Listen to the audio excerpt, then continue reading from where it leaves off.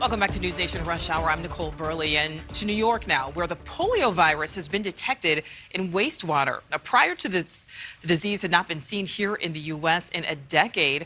Health officials now saying it is quietly spreading among the unvaccinated. NewsNation's Paul Gerke joins us live now from New York City. And Paul, it is certainly unusual to see this virus in the U.S. in 2022. Yeah, Nichole, wild poliovirus paralyzed and killed thousands of kids per year back in the 1950s. But thanks to widespread vaccination efforts, it's extremely rare nowadays, circulating in only a couple countries. The United States declared itself rid of polio in 1979. We're actually coming up on the anniversary of the day the Americas were certified polio-free, August 20th, 1994. These cases cropping up in wastewater are the result of what's called vaccine-derived polio. It's unlikely to spread nationally because the majority of us are vaccinated against the virus. But in areas where people are not, there is cause for concern.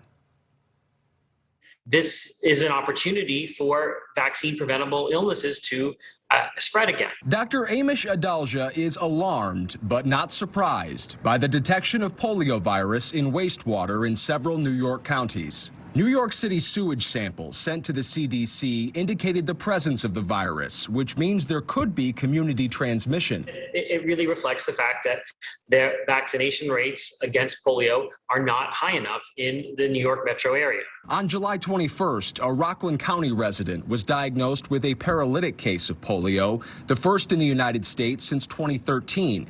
That man was unvaccinated, like a lot of his peers in that part of New York State.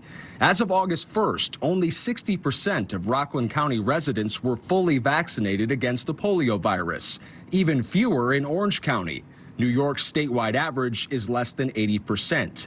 In New York City, where the virus was most recently detected in sewage, only 86.2% of children between 6 months and 5 years old have received all 3 polio vaccine doses. You have to remember that what keeps these infectious diseases from being a problem is our vaccines. And if our vaccination numbers falter, that progress can erode.